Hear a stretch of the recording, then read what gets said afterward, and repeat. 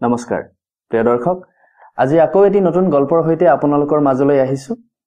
গল্পটিৰ নাম হৈছে ডাং বৰলাৰ কেঁচুৱা দৰ্শন আৰু গল্পকাৰ যতীন্দ্ৰনাথ দুৱৰাদেৱ আপোনালোকে যদি হে কিতাপ পঢ়ি ভাল পায় নতুবা গল্প শুনি ভাল পায় তেতিয়া হলে এই গল্পটি আপোনালোকে শুনিব আৰু যদি হে কিবা ভুলভ্ৰান্তি হয় তেতিয়া হলে মাৰ্জনা কৰিব আহকচোন আমি গল্পটি পঢ়ো ডাং বৰলাৰ কেঁচুৱা দৰ্শন যতীন্দ্ৰনাথ দুৱৰা টান টান টান তিনিটা বৰ টান ৰজাৰ আগত কথা কোৱা টান মদাৰ গছত উঠি পান পৰা টান আৰু কাৱৈ মাছ বচা টান মোৰ হলে ইয়াৰ লগতে আৰু এখাৰী কথা লগাই দিবৰ মন যায় যে ডাং বৰলাৰ কেঁচুৱা দৰ্শন টান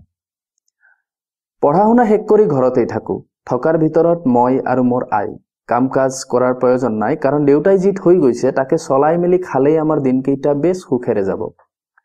কাম বিচাৰিলেও পোৱা টান আৰু আইৰো একেটা লৰা বুলি দূৰলৈ পঠাবৰ মন নাই হাতে হতৰে ঘৰতেই থাকো পোনতে আইয়ে কেইবাবাৰো বিয়া কৰাবলৈ কৈছিল আৰু মইনো কেইদিন আছো মই নহলেনো কোনে তোক চাব মেলিব ইত্যাদি কথাও নুশুনাইছিল যে এনে নহয় ময়ো সেইবোৰ কথা নুশুনা ভাওজুৰি ফালৰি কাটি ফুৰিছিলো তাৰ পিছৰ পৰা আইয়ে বিশেষ একো কথা নোকোৱা হল কাৰণ মোৰ আই বেছি কথা কোৱা বিধৰ মানুহ নহয় আৰু লগে লগে অলপ অভিমানী ধৰণৰো এবাৰ দুবাৰ কলে নুশুনিলে তেওঁ মনে মনে থাকে সেইদিনা আবেলি বেলিকা আইয়ে মোক কলে বপাতি ককাইদেউৰ জীয়েক হেমিৰ লৰা এটি হৈছে বুলি শুনিছো আজি এমাহমান হবলগীয়া হলেই খবৰ এটিও লোৱা হোৱা নাই ময়ো ঘৰখন এৰি এতিয়া যাব নোৱাৰো বহুত দিন তয়ো যোৱা নাই কাইলৈ সোনকালে খাই বৈ উঠি এবাৰ খবৰ কৰি আহিবিগৈ সেইদিনা তাতে থাকি পিছদিনাখন উভতি আহিবি ময়ো বুলি শলাগি থলো মোৰ মোমাইৰ ঘৰ আমি থকা ঠাইৰ পৰা ৭-৮ মাইলমান দূৰ ঘৰখন একেবাৰে আটমটকাৰী বেছ ভাল লাগে মাটিয়ে বাৰীয়ে মোমাইদেউ গাঁৱৰ ভিতৰৰ এজন আধ্যবন্ত লোক পুখুৰীত মাছ গোহালিত গৰু বাৰীত শাক পাচলি সকলো আছে মাহতলি সৰিয়হতলি নদন পদন কাৰো ওচৰত হাত পাতিব নালাগে আনকি তেলকণো বাৰীৰ পাছফালে থকা বকুল গছজোপাত পেৰি লয় কিনাৰ ভিতৰত মাথোন লোন ফেৰাহে কিনিব লাগে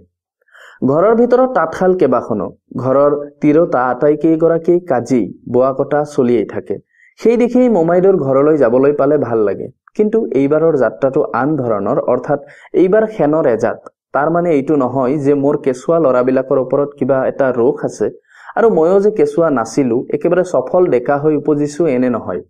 তেওঁলোকক মোৰ ভাল লাগে সঁচা কিন্তু দূৰৈতহে ওচৰত নহয়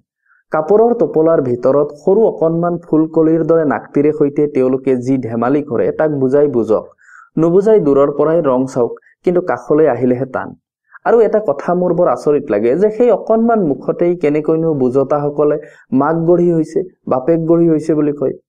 এদিন মোৰ পেহী এগৰাকীক এই বিষয়ে সোধাত তেওঁ লৰালৰিকৈ কলে নেপাই বপাই এনেবোৰ কথা কব তেওঁলোক হৰি ভগৱন্ত বস্তু ঈশ্বৰে তেওঁলোকক ভালে ৰাখক এই বুলি হাত দুখন একেলগ কৰি ওপৰলৈ তুলি মূৰত লগালে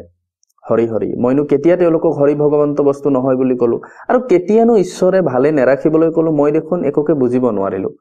অথচ এই পেহীগৰাকীয়ে মোক এদিন কৈছিল কপালখন বাপেকৰ দৰে হৈছে বুলি কলে মাক বাপেকে হেনো বৰ ৰং পায় যাওক সেই কথা এইবোৰ ভাবি চিন্তি পিছদিনা সোনকালে খাই বৈ উঠি হাতত ছাতিডোখৰ লৈ মোমাইদেউৰ ঘৰলৈ যাবলৈ ওলালো আইয়ে আহি ৰূপ দুটকা হাততে গুজি দি কলে বোলে খুদা মুখে লৰা চাব নাপায় আবেলিৰ অলপ আগতে মোমাইদেউৰ ঘৰ পালোগৈ মোমাইদেৱে বাহিৰতে বহি মানুহ দুজনমানক কিবা কামৰ দিহা দিছে মোক দেখি কলে অ বোপাতি আহিছে আইটিৰ মানে মোৰ আইৰ গা ভালনে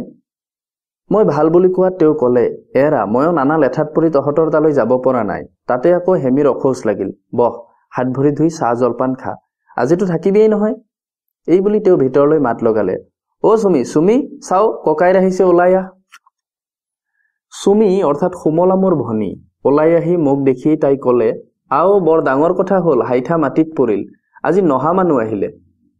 বোলো দুৱাৰ মুখৰ বগৰী জেং কেইডাল কোনে গুচালে মোমাইদেৱে শুনি হাঁহিবলৈ ধৰিলে আৰু কলে যা হাত ভৰি ধুবলৈ পানী দে আৰু চাহ জলপান কৰগৈ সুমলাই হাঁহি হাঁহি কলে ককাইদেউ আজি তোমাৰ কপাল ভাল আমাৰ ঘৰত গোপিনী সভা হৈছে আজি বহুত মানুহ দেখিবা শেষ হবলগীয়াও হলহি সেই আহুনা অ হৰি অ ৰাম বুলিছেই এই বুলি তাই নিজেই হাঁহি হাঁহি ভিতৰ সোমালগৈ সুমি বৰ আন্ধালি ছোৱালী সেইকাৰণে মোৰ বৰ ভাল লাগিল অলপ পৰৰ পাছতেই মোমাইদেৱে কলে বপাতি বহ বাৰীৰ পাছফালে জেওৰাখন ভাগিল কালি সেইফালে গৰু সোমাইছিল এই দুখৰ বাটিব লাগে আৰু সেইফালৰ চকুৱাখনো হাউলি পৰিছে ঢকা এডাল দি থিয় কৰিব লাগে পূবফালৰ চুকৰ ভঁৰালৰ চাংখনো হেলনীয়া হৈছে গড় কেইডাল মানো দি তাকো তুলিব লাগে মই মানুহকেইটা কৈছো জানো সিহঁতে কি কৰিছে মই চাই আহোগৈ এই বুলিয়েই তেওঁ উঠি গল মোমাইদেউ বৰ খৰতকীয়া মানুহ অলপো বহি নাথাকে ককাইদেউ ভিতৰলৈ আহা সভা ভাগিল মাহীদেউ জেঠাইদেউ সকলো তাতেই আছে বুলি চুমিয়ে খবৰ দিলেহি ময়ো তাৰ পাছে পাছে ভিতৰ সোমালো মোক দেখি মাইদেউৱে ঘৰৰ কথা আৰু আন আন মাহীদেউ জেঠাইদেউ বিলাকেও নানান কথা সুধিলে এইটো নুমলী আইটিৰ ল'ৰা নহয়নে ই বৰ ডাঙৰটো হ'ল দেখোন বুলি তাৰে ভিতৰৰ আন এগৰাকী বয়সীয়াল তিৰোতাই ওচৰ চাপি সুধিলেহি আৰু মোৰ গালে মুখে হাত ফুৰাই মৰম কৰিলে মাইদেউৱে ক'লে এয়া তোৰ বৰ জেঠাইদেউৰ আজি 3 দিনমান হ'ল ইয়াতেই আছেহি দূৰত থাকে বাবে বেছিকৈ আহিব নোৱাৰে বৰ জেঠাইদেউৰ মানে মোৰ মোমাইদেউৰ বৰ বায়েকৰ কথা শুনিছিলোহে দেখা নাছিলো এনেদৰে কথা বতৰা পাতি থাকোতেই এগৰাকীয়ে মাত লগালে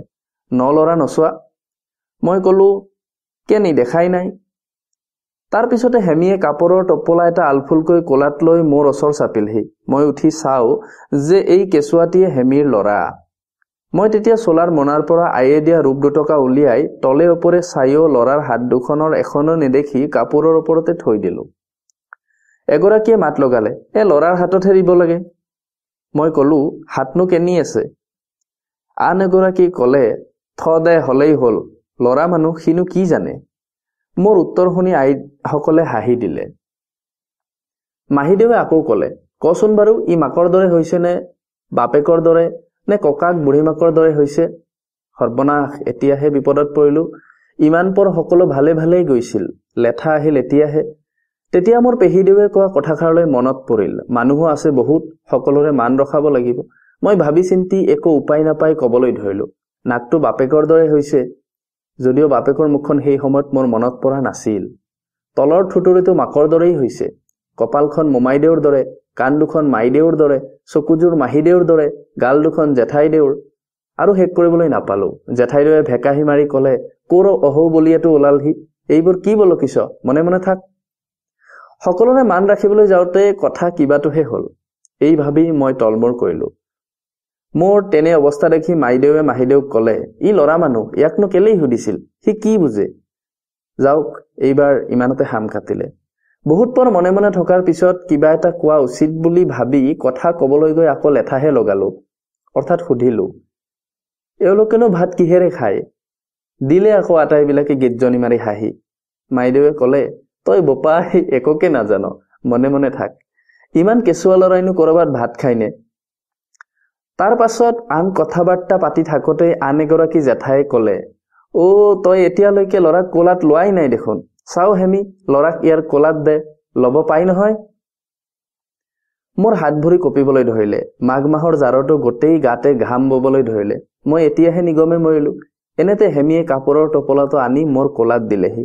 মোৰ হাত ভৰি কপাৰ কাৰণতে হওক বা আন কাৰণতে হওক ক'ব নোৱাৰো কেঁচুৱাটোৱে মোৰ মুখলৈ চাই একেবাৰে চেৰেউ চেৰেউকৈ কান্দিবলৈ ধৰিলে লগে লগে আইসকলৰ মুখৰ পৰা মাত ওলাল নে ল'ৰাটোক বেগেতে নে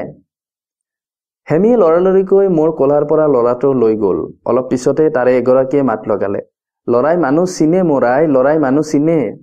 আন এগৰাকীয়ে কথাষাৰ মুখতে লৈ ক'লে বাইদেউ কেলেই নিচিনিব তেওঁলোকৰ গাত গোসাই থাকে নহয় আন এগৰাকীয়ে ক'লে সঁচা কথা পেহীদেউ এওঁলোক অবাল ব্ৰহ্ম এওঁলোকৰ লগে লগে গোসাই ফুৰে এওঁলোকে সকলো জানে সকলো বুজে মাথোন ক'বহে নোৱাৰে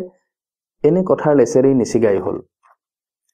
শেষত এনে হ'লগৈ যে মই বৰ এটা বেয়া মানুহ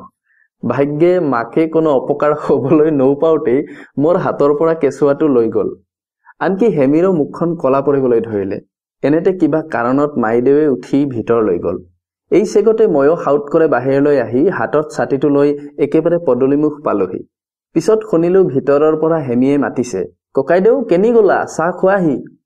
মই মনে মনে ভাবি উঠি ঘৰমুৱা হৈ বেগাই খোজ দিবলৈ ধৰিলো বাটত আহোঁতে বহুত কিবা কিবি ভাবিছিলো এবাৰ ভাবিছিলো যে চৰকাৰেনো এনেকুৱা কেইবাগৰাকী মাহী পেহীক নি কোলাত একোটি কেঁচুৱা দি হাকিমৰ এজলাছত বহুৱাই নিদিয়ে কিয় এওঁলোকে সেই কেঁচুৱাবোৰ আছামীৰ কোলাত দি সিহঁতৰ মুখ চাই দক্ষিণে নিৰ্দোষী একেবাৰে কৈ দিব পাৰে দেখোন বহুত খৰচো ৰাহি হ'ব লগে লগে সময়ো কমিব যাওক বাৰু সেইবোৰ কথা ঘৰ পালোহি আয়ে দেখি আচৰিত হৈ সুধিলে মোমায়েৰৰ ঘৰত সকলোৰে ভালনে মই ক'লো ভাল নেথাকিলি দেখোন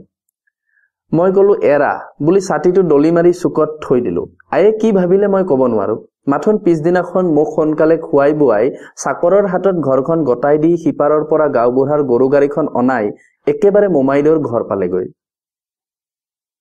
প্ৰিয় দৰ্শক, ইমান পৰে আপোনালোকে শুনি আছিল যতীন্দ্ৰনাথ দুৱৰাদেৱৰ গল্প ডাং বৰলাৰ কেঁচুৱা দৰ্শন।